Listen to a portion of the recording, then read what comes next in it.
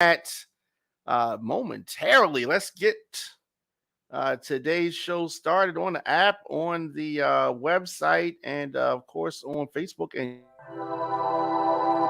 On Fire TV is a streaming network for a generation on the move.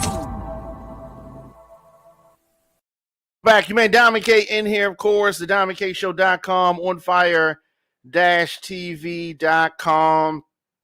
And we got a surprise hearing today. We did not know we were going to get a hearing. We didn't know what to expect. I thought that the January 6th committee was on break till at least till July. That was not the case, though. Today, they had a witness. And the MAGA people are so mad. They're calling her all kind of names. They called her Amber Heard 2.0. People saying she on there snitching, all of that. And we're going to talk about why she did what she did, talking today to the committee, the House Select Committee that's investigating the January 6, 2021 Capitol insurrection. They reconvened today. Reconvened very quickly. It was hasty. Nobody really knew what was going on. Why? What do y'all have? So they scheduled this hearing, and it featured a blockbuster testimony from Trump White House aide named Cassidy Hutchinson. Cassidy Hutchinson. Hutchinson. So here she is right here. You can see her. You can see her right there. If you're watching on fire TV.com or the DiamondKShow.com or Facebook or YouTube or Twitter, you can see, Instagram, y'all can't see the photo. She cooperated pretty extensively. She's what you call it. They love a witness like this. She had detailed records. She had notes. She had text messages. She had a memory. She had a good memory there. Right. And not kind of easy on the eyes. I'm sure it was probably tough for her in the Trump White House walking down. Can you imagine Trump passing her, walking down the hall to the bathroom or something? He probably was saying all kind of crazy stuff to her. Candy, happy Tuesday to you too, Taco Tuesday. So she cooperated extensively with this investigation. She sat for 4 closed-door depositions, and we got some footage from each one, a little bit of footage from each one. They showed you, hey, this is what she's talking about. This is what she's talking about. A lot of interesting things. You know how they say that somebody had the receipts? Cassidy had the receipts. She brought the goods for her in-person appearance today. She revealed how then President Donald Trump and his inner circle were warned about the potential for violence. They knew this in advance. They were warned. Shout out to Underrated Ty.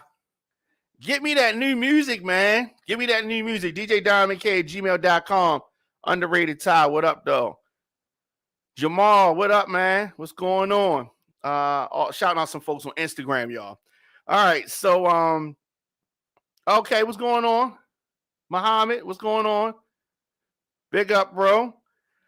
So she revealed, this is Cassidy Hutchinson. She revealed how then President Donald Trump and his inner circle were warned about the potential violence. They knew this was coming. They knew this was coming. Definitely. I like the new songs, man. Definitely send me some stuff. Testimony has really altered this narrative. The committee has been driving towards this for the last couple of weeks. Trump incited and supported the insurrection. He wanted to be there. So we thought he was just talking smack. She said, no, he wanted to be there. Secret Service is the ones who stopped him from going. Oh, and Trump had all kind of temper tantrums in there. He had all kind of temper tantrums. But he was desperate, and many of his top advisors thought that his scheme was illegal, which it was. But he kept pushing forward. So when you talk about some of the takeaways from her testimony, and there were a lot. Oh, this testimony, this isn't the end This is the beginning. There's some folks that were mentioned today that they're going to have to come back and say some other things. They're going to have to figure it out. I think charges are coming for some people. Not going to be Trump, but they're going to be some other people. So you may be wondering, why did this lady come out and snitch? Why? Right? Definitely. Why? Why did she come out and snitch? Y'all may want to know that, right? Some people may have that question. And so she got on the stand. She got on the stand. Hutchinson. She talked about Trump and his chief of staff and how they were warned about this violence. They were warned that there were armed attendees at the rally. She really moved the ball forward. She really did, in terms of establishing that Trump was personally aware of the potential for violence. Did he care? Did he stop? No, he didn't. He wanted it. He encouraged it. He incited it. He participated in it. All of that. This is no liberal person. This is no Democrat. This lady right here worked in the Trump White House. She worked for Ted Cruz before that. Oh, she's a Republican through and through. All Republicans aren't crazy. She knew that what Trump was doing was wrong. So you may ask yourself, why is this lady coming out saying these things? Because as they're investigating it, her name's coming up and stuff. Her name's coming up in text messages. So they asking her, what you know about this? What you know about that? And if she continues to tote the MAGA line, she's going to be liable too. If you know this information and you're not revealing it, oh, you're going to be swept up in it too. So she said, man, I ain't going down for Trump. No. So she cooperated. She came in for 4 closed door depositions. And the committee said, oh, we got to get this information out to the public. We got to get this out to the public now. We can't wait till after the 4th of July. We got to do this now.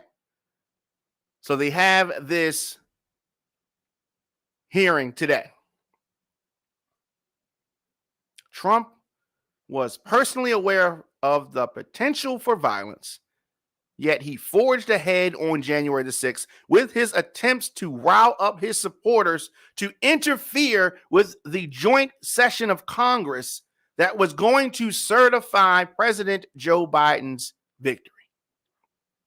Now, is Trump in his feelings because he lost the election? Yeah. You know how you say, Romero, what was his name? Romero, the one that Tank knocked out. I'm sure he probably feel like Trump. He didn't think he was going to lose. Did anybody see the interviews of Rowley before the Tank fight? Oh, he was talking about how there's no way he could lose. He's going to beat him. He's bigger than him. Yada, yada, yada, yada, yada. Trump was talking the same kind of smack, right? Before the election, ain't no way I'm going to lose to Biden. Yap, yap, yap, yap, yap. But then election day came. Romero got in the ring, knocked out. Trump knocked out. He don't want to accept the loss, though, because he talks so much trash. Like, how you talk all this trash and then you lose to slow, sleepy Joe, who is slow and is sleepy. So if Trump loses to slow, sleepy Joe Biden, what does this say about Trump? Right? So he didn't want to accept that. He didn't want to accept that loss. He didn't want to accept that he got knocked out by Tank Biden. Right? He did not want to accept the fact that he got beat by Joe Biden. And Bree said, because Biden sold them lies. All politicians are selling lies. Don't get it twisted. Trump lied, Biden lied. You name the politician, they lied too. George Washington lied. All of them lying. All of them lying. So she got up on the stand today and she was telling, she had diarrhea of the mouth. She was telling, she was like, ooh, I seen this. He said that. He threw the plate. It was ketchup on the wall. He threw his lunch. Like she was saying everything. She was saying everything. Politicians are like, a guy or a girl in the beginning of a relationship saying how they're not going to cheat on you. They're gonna be better than your last boyfriend, girlfriend. That's what politicians are. And then they get in office, they do the same stuff that they told you they weren't going to do. That's how it is. When the campaign trail is like those first couple of dates. Yeah. So what's your favorite color? What's your favorite movie? Yeah. What's your sign? Yeah, all that kind of stuff. That's campaign talk. Then they get in office and they get brand new. These politicians, when they're on the campaign trail, they just telling you what you want to hear. I was at a candidate forum today, right? Now I've seen all the candidates that's running, pretty much, well, all the ones that's running for governor, right? I've seen them all before. But this particular candidate forum was geared towards seniors. So it was all these seniors in the crowd. They looking at me like, whose grandson is this here, right? All the seniors in there, right? And so all of the politicians, they geared everything that they were saying towards the seniors. Shout out to Doc Cheatham, someone put it together, right? So all the conversations was geared towards the seniors, right? Everything. Because they knew the crowd that they were speaking to, which was seniors. So everything they said was about seniors. Okay, we got to talk about this for seniors. Nothing was for folks that were younger. None of their conversation really was about that. One person, Doug Gansler, was talking about abortion a little bit, but other than that, it was all geared towards seniors because they knew the crowd that they were in front of. Politicians say, who am I talking to? And then they gear the conversation for you, right? Just like a guy or girl you just meeting. Oh, you had a bad relationship with this one.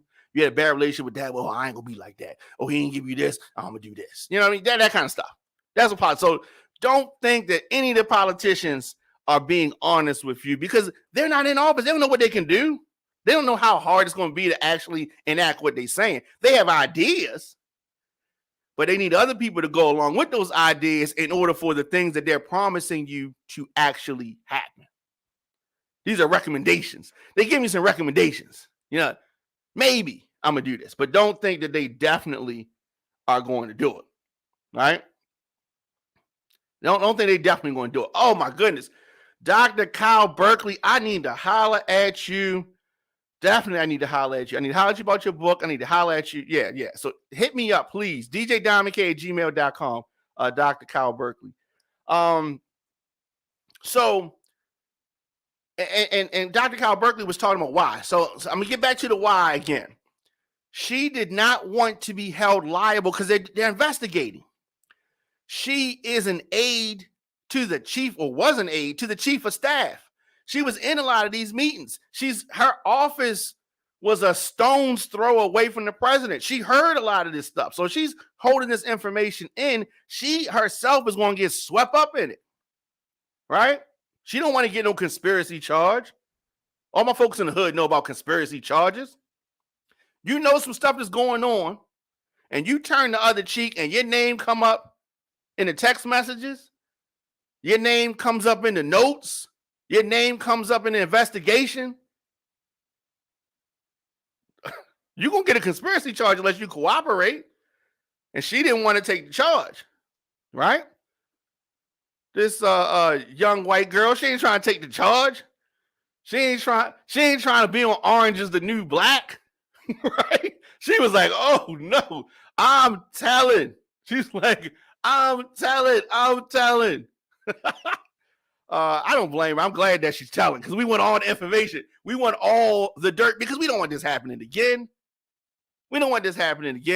Imagine, he won all his elections, like smashed them. But let's pretend that Barack Obama lost the election like Trump did. And let's say that the Nation of Islam ran up in the Capitol playing Minister Farrakhan tapes. Oh, they would be like, oh no, this never can happen again. We must, you know what I mean? It would be crazy. Oh, the investigations would be on 24 hours a day if the Nation of Islam had ran up on the Capitol, right? MAGA supporters ran up in the Capitol. They defecated in the Capitol. They took a dump in the Capitol, not figuratively, literally. It doesn't get more disrespectful than that.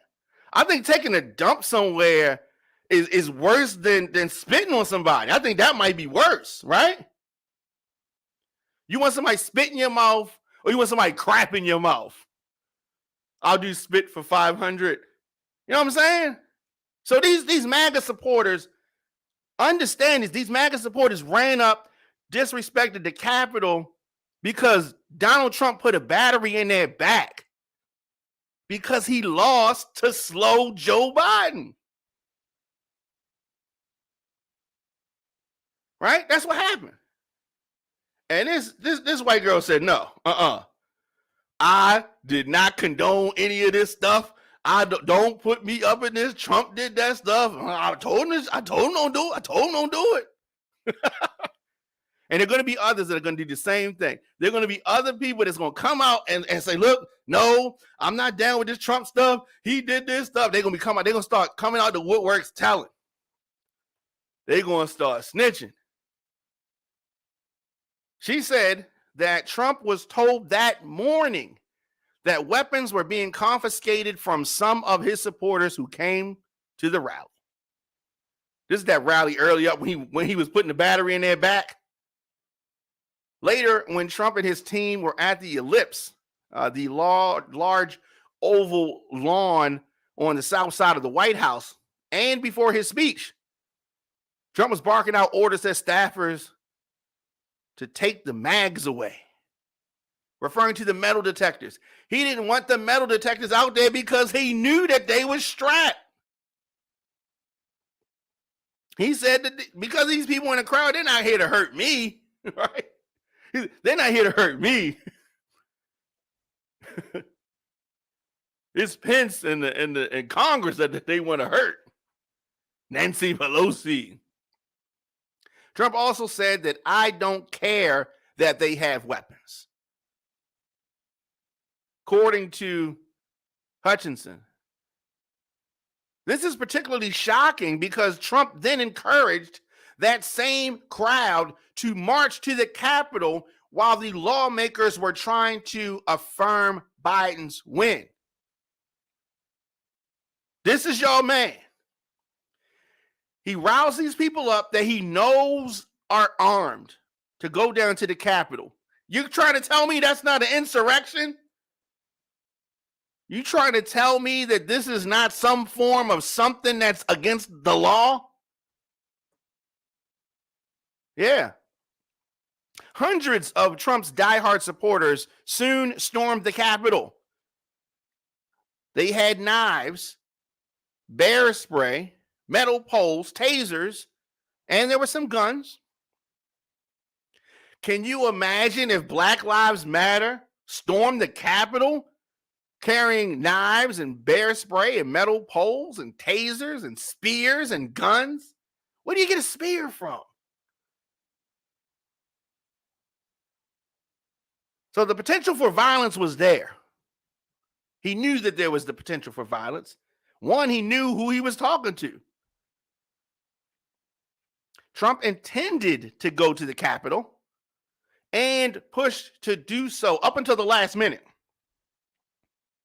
So many of us saw Trump talking about he was going to walk down to the Capitol with these folks. And of course, we know he did not go. Had he gone, let me say this, had he gone to the Capitol, they might have brought some charges up on him because those folks would have been so amped up. Those folks would have been so lit, and they was already lit. There would have been no way that they could have spun this. You know what I mean? There would have been no way. He's lucky that he didn't go down there because he might be in jail had he gone down there because this would have looked like a super coup. Like it was a coup attempt, but it really would have looked crazy if the president had been down there when this wild and crazy, unruly mob was running in the Capitol. And the folks around him knew it. They didn't want no parts of that. So the select committee effectively proved as much on Tuesday by featuring a mix of very damning witness testimony. Oh, the MAGA crowd is so mad at this lady. I hope they got security for her because you know, I mean, she didn't already said it now. So what they going to do to her now? She didn't already spilled the beans. So White House records that show Trump intended to join his supporters. It's not just that she's saying it. There are records that support this. He wanted to go to the Capitol. He was pushing to do so just minutes before the violence began to escalate. Oh, he would have been there eating it up. This would have been the closest thing to any type of battle that he went to. Because, you know, he was scared to go in the Army. He did sit ringside at some boxing matches, and he was at WrestleMania. He was like, hey, Bobby, let's go, Bobby. Bobby Lashley. But, you know, Trump, this would have been so damaging had Trump gone down there. Now, it was previously known that Trump wanted to go to the Capitol. But before the testimony today, before Hutchinson established for the first time that the people around Trump had advanced knowledge of his plan, oh, now we get into the good part. While they cannot get Donald Trump, they're going to get the people around him, though. Oh, yeah. Folks are nervous. These MAGA folks are nervous. But the ones who should be nervous, they may start flipping. These people may start flipping. The reality of Trump's intentions have become clearer and clearer. I mean, you know, it looks bad. It looks real bad. They got text messages. They got notes. Oh, man. And I'm sure that there's more than this. She told the committee today that Trump's lawyer, Rudy Giuliani, this piece of crap, told her on January the 2nd, 4 days before the Capitol attack, that we're going to the Capitol. We're going to the Capitol on January the 6th, and that Trump himself was also planning to be there. Giuliani told her this days before. She also recounted a secondhand incident where Trump reached for the steering wheel, he probably can't even drive, reached for the steering wheel. Yes, this is a secondhand recount. So they're going to go for the firsthand folks and try to get them to testify. There are going to be some folks that they're trying to go back to that have told them things in depositions that were not true. They're going to try to see whether their memories have been, updated. If folks want to really talk now. Yep. Oh, yeah. She reports that Trump reached up towards the front of the vehicle to grab the steering wheel. Trump screamed, "I'm the effing president. Take me up to the Capitol now." Oh, yeah. Big baby. Right? Yep. Oh, this is getting good. Cipollone, one of the attorneys, warned people are going to die and the blood's going to be on your effing hands. Trump defended the rioters, chanting for the hanging of then Vice President Mike Pence, his number one flunky, because he wasn't doing something against the law that Trump wanted done. Hutchinson replayed a conversation she observed between the White House counsel, Pat Cipollone, and her boss, Mark Meadows, who's the chief of staff, after they discussed with Trump the chance to inflict violence on Pence. I'm remembering Pat saying something to the effect of, "Mark, we need to do something more. They're literally calling for the vice president to be effing hung, Hutchinson recalled. Meadows, chief of staff, replied, "You heard him, Pat. He thinks Mike deserves it. He doesn't think they're doing anything wrong." Cipollone responded, "This is effing crazy. We need to be doing something more." Oh yeah, this is your guy, right? This is your guy. You think that this idiot can help with inflation? No, he needs to be in jail if these things are true. The things that we know right now, you want to talk about Hillary should be locked up. There was a large concern in the White House of the 25th Amendment being invoked after the riot. Of course, they thought that this guy was insane. But here's my thing. This could have confirmed insanity, but you had to already think he was insane prior to this if you were working around him. If you were working around him, this may have been one of the craziest things that we've seen, but I'm sure there were a lot of other things behind the scenes that we don't know that were equally crazy. Equally crazy. Hutchinson also testified that Trump did not want to include references in the speech to prosecuting the pro-Trump rioters. This is about a speech that he gave on the next day, January the 7th, finally acknowledging that Biden would be inaugurated, in part because there was a large concern by the White House that Pence and the cabinet could invoke the 25th Amendment to remove him from power. Oh, yeah.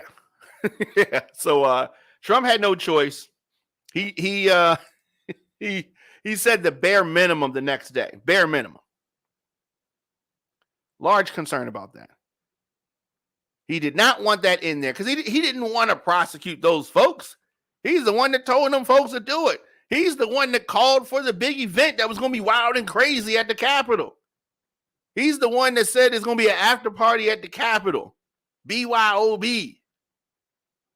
He did not think that they did anything wrong. And that's part of the problem.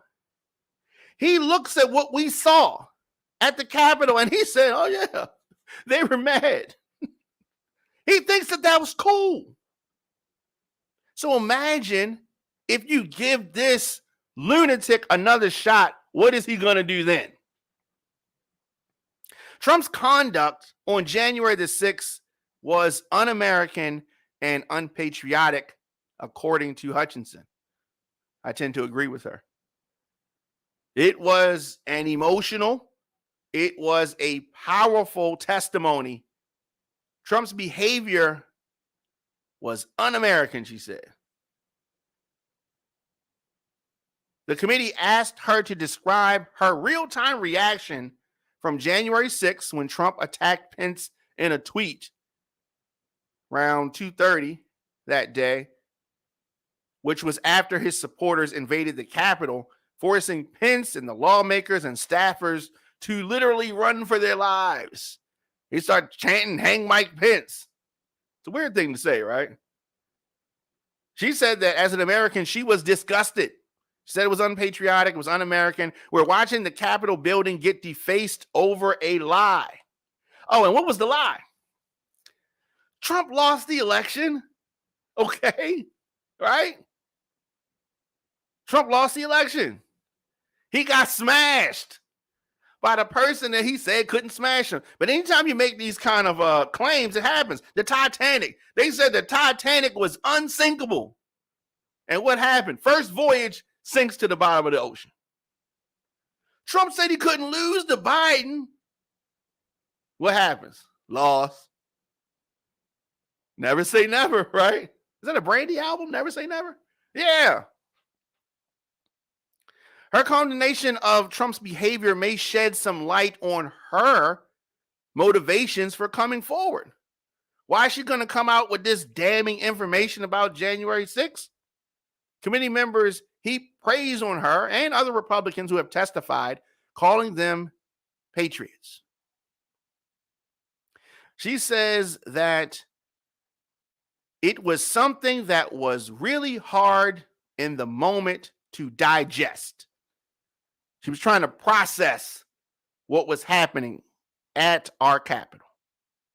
She says that she still struggles to work through the emotions of that. Still struggles. It was a lot. It was a lot. I watched it on TV in the office. It was crazy to see. Crazy to see. Committee teased some evidence of witness tampering. This should be no surprise. These folks are lawless. The committee has secured testimony from some major witnesses, some very high up folks in Trump's inner circle, even his family members. Right? Liz Cheney suggested today during the hearing that there might be a Trump-imposed blockade of sorts, and that the panel has evidence of witness tampering. Somebody going to jail. I don't think it's going to be Trump. I think we're going to see more folks flip, and we're going to see some of these folks in Trump's inner circle get jammed up. She said that one witness whom the committee did not identify, not yet, testified that what they said to me is, as long as I continue to be a team player, they know that I'm on the team, I'm doing the right thing, I'm protecting who I need to protect. You know, I'll continue to stay in good graces in Trump world. Oh yeah, that's a threat right there. Another unidentified witness said they were told by someone in Trump's orbit that Trump was thinking about you and that he knows you're loyal and hopes that you're going to do the right thing when you go in for your deposition. I mean, this is like mafia stuff, right? Did we see this in a movie? Of course, Trump has denied all wrongdoing for January 6th. He's denied all wrongdoing ever for everything that he's done in his life. But I'm sure you can ask his ex-wives, he denied wrongdoing that led to the divorces too. He's a liar. That's what he does. Trump has also retaliated against people who provided damaging public testimony against him, including a top White House national security official, his ambassador to the European Union, both of whom described his pressure campaign against Ukraine during the House impeachment hearings back in 2019. Oh, yeah.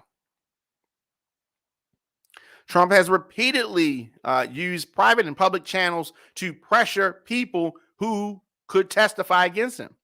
This happened to his former lawyer, Michael Cohen, his 26th campaign chairman, Paul Manafort, during the Russia investigation, and with the U.S. ambassador during the 2019 impeachment hearings.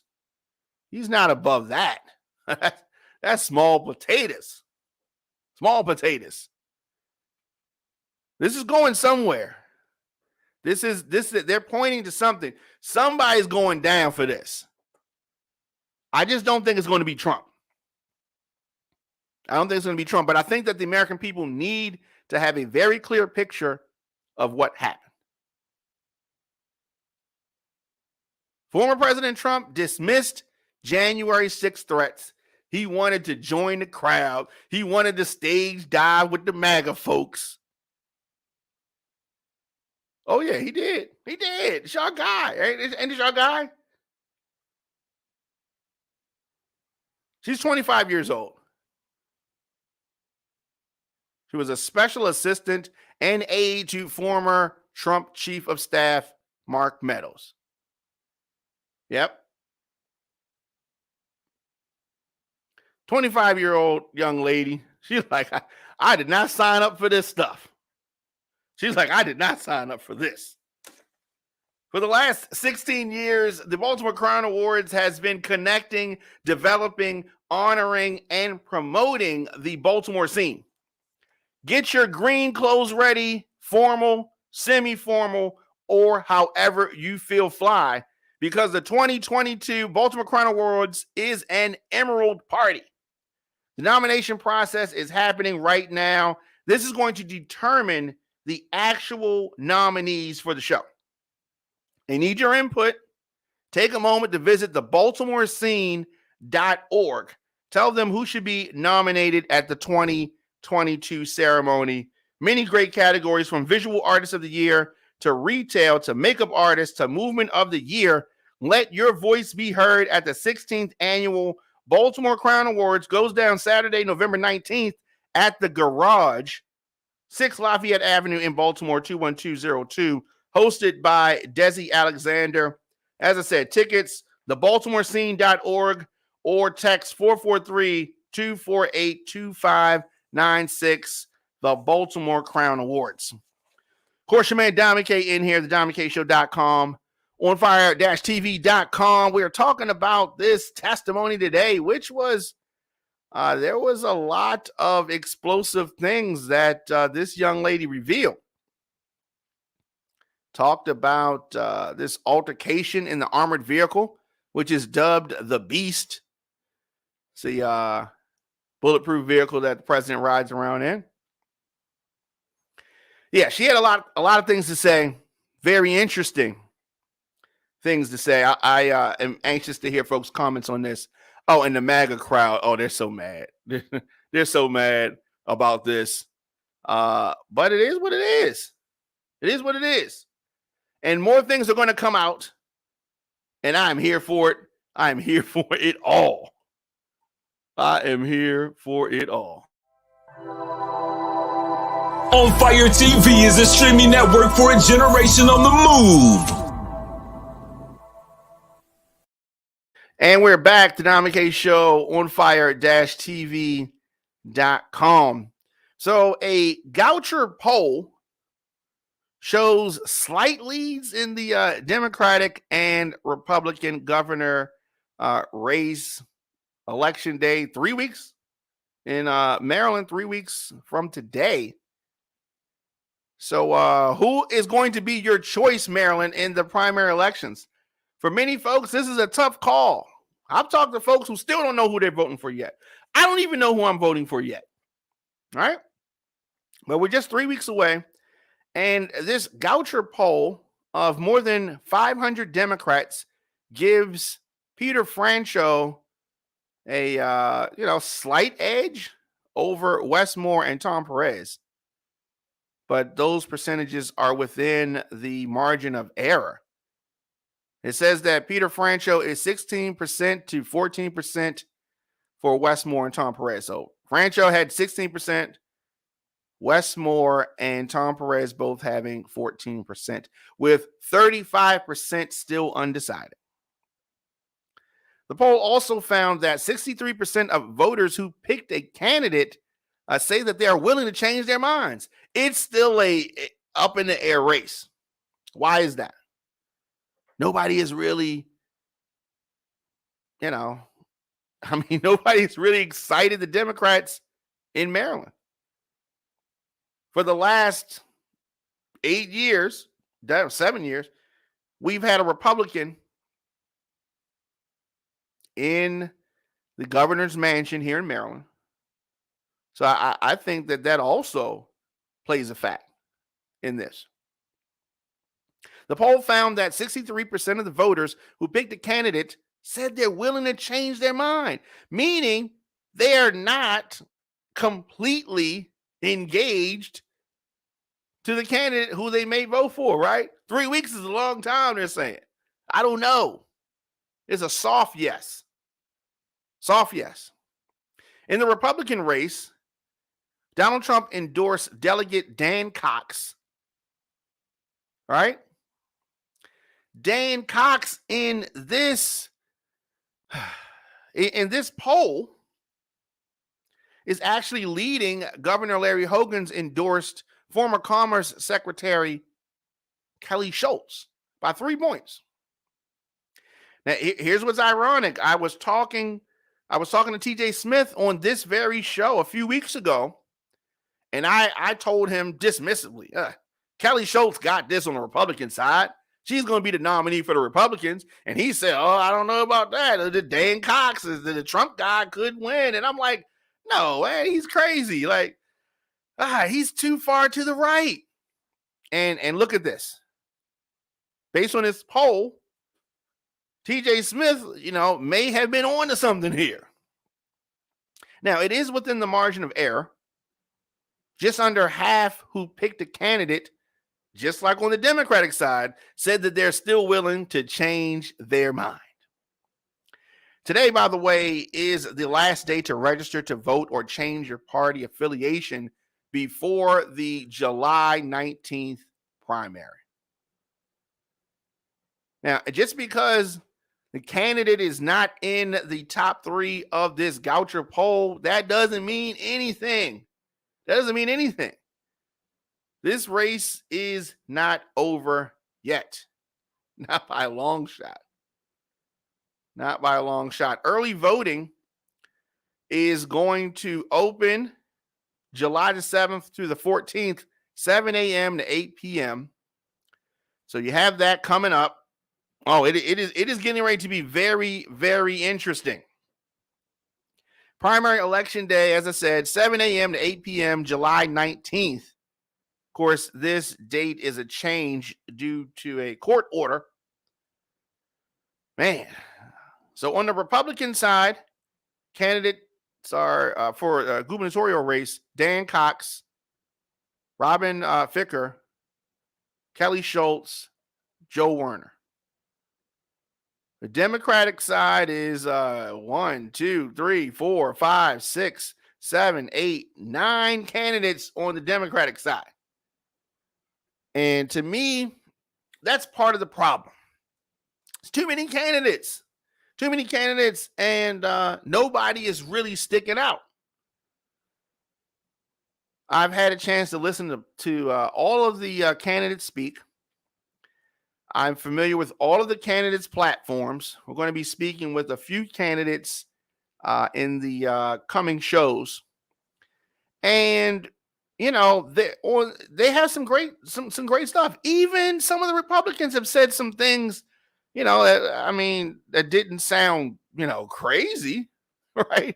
I think that everybody in this field wants what's best for Maryland.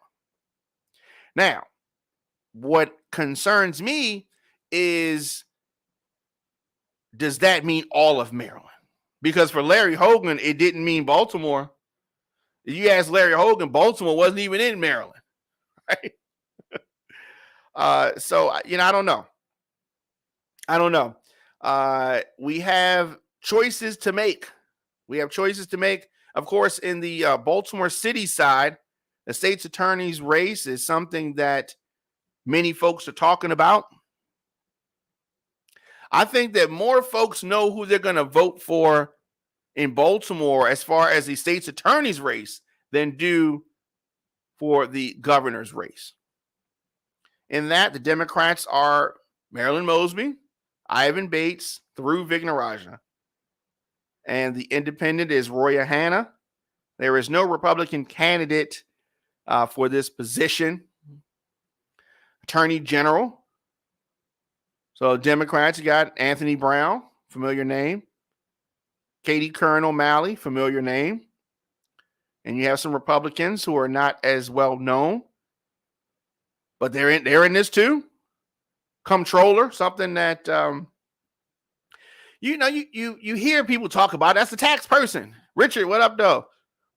It's a tax guy or gal, right? So I don't know where any of those races are going, but word on the street, different ones, different things. Here's the problem, though. We need more folks to do their homework.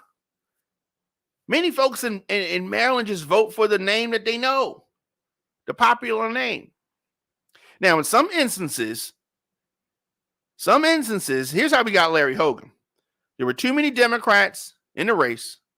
The vote got split, and the Republican slid on in and slid through. Right? He was a moderate.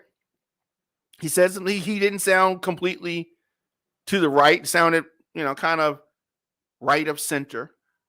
People, I can deal with that. Right? He wasn't talking crazy. But what has his policies been? Depending on where you live in Maryland, you may like him or not. But the folks in Baltimore that claim that they love him so much, I'd like to know, why do you love him so much and what exactly has he done? TJ Smith was on the show, and he's going to be here election night for the On Fire TV coverage of the primary election in Maryland. So we're going to be able to talk about some things, but I'm going to have him on the show before election night. Anyway, what has Larry Hogan done for Baltimore, or for the state for that matter, that makes people love him so much? I just think that you're so used to Republicans being so far to the right that he's been scandal free, doesn't say crazy stuff. And so they just, because you can't, anybody I talk to claims that they like him, can't tell me one reason why they like him. I don't know. I wanted to ask his wife why she likes him, but security kept me away from him. Kept me away from them. You man Diamond K in here, of course, at DiamondKShow.com, onfire-tv.com. One more story I want to get to, and it's another Baltimore story. Take a quick break, and we'll be back right after this. On Fire TV is a streaming network for a generation on the move. Welcome back. Your man Diamond K in here. The Flywire and TFP Entertainment present the Flywire's 15th annual White Tie Affair. Baltimore's biggest and most celebrated event returns Sunday, July 24th, 5 to 10 p.m. at Hammer Jack's outdoor venue, 1300 Russell Street, downtown Baltimore, 21230. Check this out. After a 2-year wait, the Party of the Year returns with another exceptional, fun, and elegant red carpet cocktail reception. The White Party is back. I love the White Party. Music by DJ Kibi, DJ Tons, Super DJ Big L. Tickets on sale right now. Hammerjacks.com. Ladies, it is it's an outdoor event. The courtyard is gravel, so they don't want you coming through with those heels on. Sneakers, sandals, wedges, and flats. That's how you need to come, ladies. Hammerjacks.com for your tickets. Shout out to Marcy and Phil and the whole squad over there. So we've been talking about the testimony today, January 6th committee, and a former White House employee that's spilling the beans. And I think that this is just the first in many that are going to do that. So also in Baltimore, Commissioner Michael Harrison, right? So I don't know if your folks that are outside of the city may not know who he is. This is Commissioner Michael Harrison. He is the Baltimore Police Commissioner. And what's so ironic is the police in the city of Baltimore act as if Marilyn Mosby has more to do with crime than they do. Who is Marilyn Mosby? She's just the attorney. She's just the state's attorney. But they put more on her. Right? They put more on her. She's like, she affects the crime. They're the ones that lock folks up. She's just the one, or her office prosecutes the folks that they lock up. Now, the commissioner claims that he was blindsided by a major policy decision from the Baltimore City State's attorney office, right? And it's so ironic that he says that, right? First of all, a partnership exists, but the jobs operate independently of one another. Right? So somebody commits a crime. And the way that a lot of police try to talk about this is that, I mean, I'm not going to lock him up if the state's attorney's not going to prosecute him. No, it shouldn't even factor into your mind. That's just like when someone commits a crime, a lot of times they're not saying, oh, well, if I do this, I'm going to get this amount of time. They're usually just acting off emotion. But my point is that Commissioner Harrison claims that, I mean, you know, he should have been notified about something. The state's attorney is supposed to call him up and talk about a change in prosecution strategy. No, the same way he's not going to call her and talk about some change in policing. Now, while the offices have some conjunction during the time of, I don't know, I guess when they're in court, when they're on the street, they ain't calling Marilyn Mosby, let me call the attorney's office. No, they're not doing that. So for him to sit up in some Washington Post forum, Commissioner Harrison, and say that he doesn't have an issue with Mosby's decision, then why are you saying anything? Says he doesn't have an issue with Mosby's decision to not prosecute low-level crime, non-violent crimes. So why are you bringing it up? But he says he wonders why he was not told about it ahead of time. Now, he goes on later to say that most of those who committed these low-level offenses don't necessarily commit violent crimes later, right? But it's before the election. So he's trying to put his finger on the scale. I'm sure that most of Baltimore's voters do not take their cues from the out-of-towner, Michael Harrison. But regardless, he throws it out there. Michael Harrison, the police commissioner, throws it out there. Like Marilyn Mosby should have told him about her decision to not prosecute low-level violent crimes. Here's why the police chief says this. Because many police officers want to lock somebody up and hope that they go to jail and stay in jail. And if they find out that some attorney is not going to throw the book at everybody they lock up, then they ain't their feelings.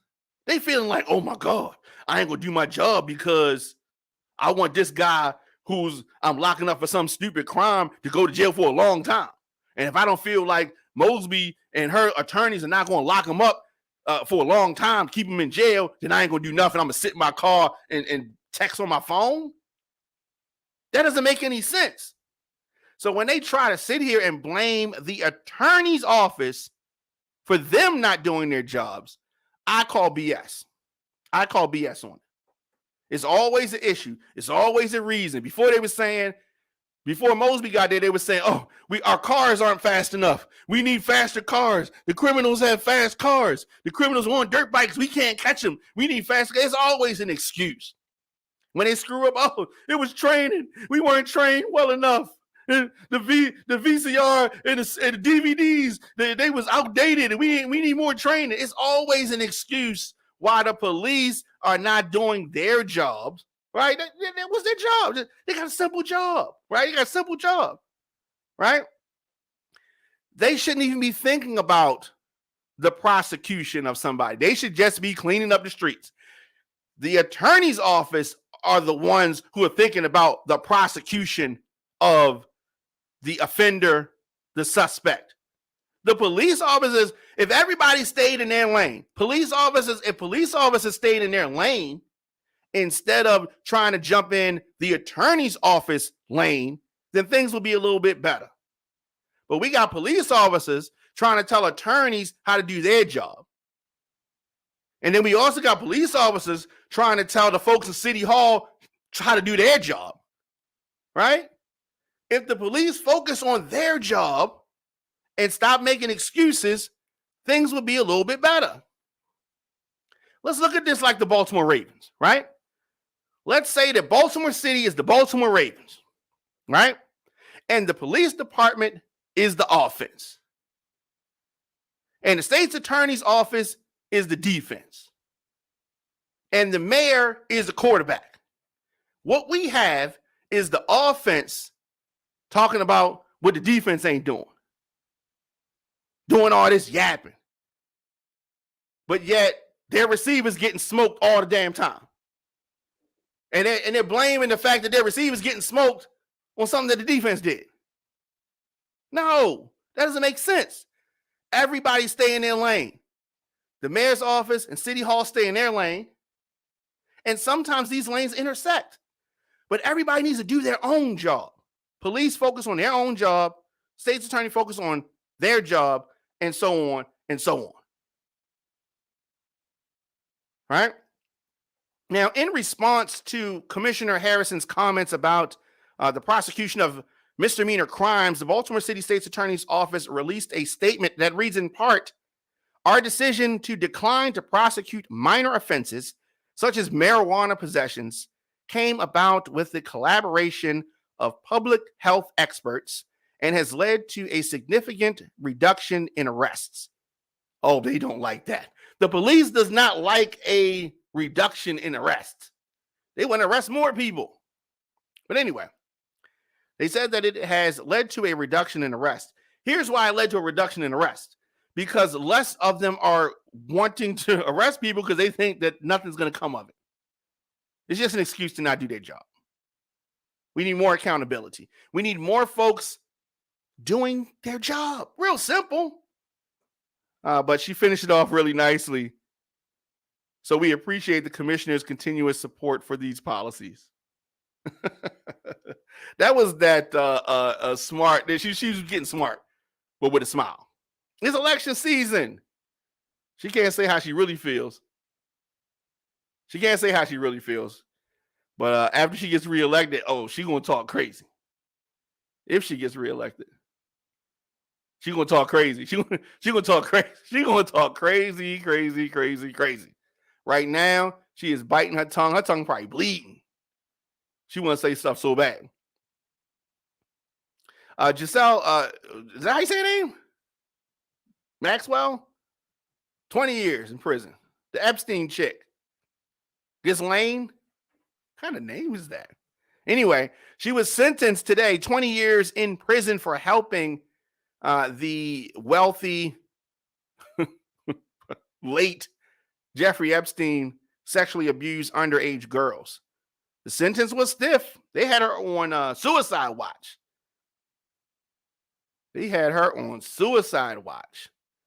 Over the past 17 years, scores of women have accused Epstein of abusing them. Many describe Maxwell as acting as the madam who recruited them to give massages to Epstein. Through the trial, though, it really revolved around allegations from only a handful of women. But she went down. They said that Maxwell made all the arrangements. The allegations against Epstein first surfaced publicly back in 2005. He pleaded guilty to sex charges in Florida, served 13 months in jail, much of it on work release programs as part of a deal that was criticized as very lenient. Very lenient. They don't talk about that attorney, though. So it went on. He got more charges. There was a New York case. He was arrested in 2019, allegedly killed himself a month later. 11 months after his death, Maxwell was arrested at a New Hampshire estate. She's a U.S., British, and French citizen. She has remained in federal jail in New York since then. Her lawyers have criticized her treatment, said that she was unjustly placed under suicide watch. It was an unjust thing. Why? How dare they do this? Before her fate was announced, Maxwell looked down and scribbled something on a piece of paper. One of the accusers, whose allegations weren't included in this trial, spoke of the lasting harm to her life, looking directly at Maxwell several times. So, unfortunately, this lady, Sarah Ransom, who's tried twice to die by suicide, finally drew a look from Maxwell when she said, "You broke me in unfathomable ways, but you did not break my spirit," she said. 20 years they gave her. Yeah, she did say, I mean, she's grimy. She's definitely grimy. Capitol Gazette victims remembered on the 4th anniversary of the shooting. I know many of you remember that terrible shooting in Annapolis. They just remembered the 5 journalists and the employees who were killed in the newsroom. It was a crazy thing. Yep, they did a wreath laying and all of that at City Hall in Annapolis. 4 years. I mean, it just went by. And Capitol Gazette shooting. Let me know your thoughts in the comment section. Instagram, Facebook, Twitter, LinkedIn, TikTok at The Diamond K Show. Of course, onfire-tv.com. Here on the show, we deliver the biggest political and trending news stories of the day with interviews and original reporting from across the country. Show is fun. Show is upbeat, but I also got to expose what is really happening in this country. A lot of things going on. Program weekdays, 6 p.m. You can check us out on demand anywhere you get podcasts. Just search The Diamond K Show. Shout out to the folks at WRF Radio, Apple Podcasts, Spotify, Stitcher, iHeartRadio, YouTube.com/DJ Diamond K. And we are an advertiser-supported audio and video network. You can get breaking news, podcasts, TV shows covering topics that are important to our culture. Definitely head on over to onfire-tv.com, thediamondkshow.com. Check out our interactive streaming channel. We definitely got to talk about it. I mean, there's so much. I'm unpacking breaking news and many issues, and I'm going to say things how I feel. Sometimes I ruffle some feathers up, right? Sometimes sometimes some folks get upset with me. Hey, but it is what it is. And I like to hear, from folks. I definitely, djdiamondk@gmail.com is how you get in touch with me. So the world has become even more digital. As time goes on, even more digital, right? Folks are using their phones, their computers, their tablets. This is how they get their information. And here at On Fire TV, our target listener is 23 to 54 years old. So business owners, you want to get in front of your customers. That is what we do. You can advertise your business, product, service, or event on the Diamond K Show or any of the On Fire TV programs. We have several packages that will, fit your needs. Holla at me, djdiamondk@gmail.com. I will be in the mix this weekend, 12 noon right here. And like I said, youtube.com/djdiamondk, artist, record company, A&Rs, artist, whoever, signed, unsigned, djdiamondk@gmail.com. Send me that music so we can get that spinning and all of that stuff. I will holler at you guys tomorrow. Oh, we do have a special edition of the No Filter podcast tonight, 9 p.m. Looking forward to that. And Big Bree, I'm sure she's got some crazy stuff to talk about. And we'll be back here at 9 p.m. Other than that, Diamond K Show tomorrow, 6 p.m. right here. See you guys. On Fire TV is a streaming network for a generation on the move.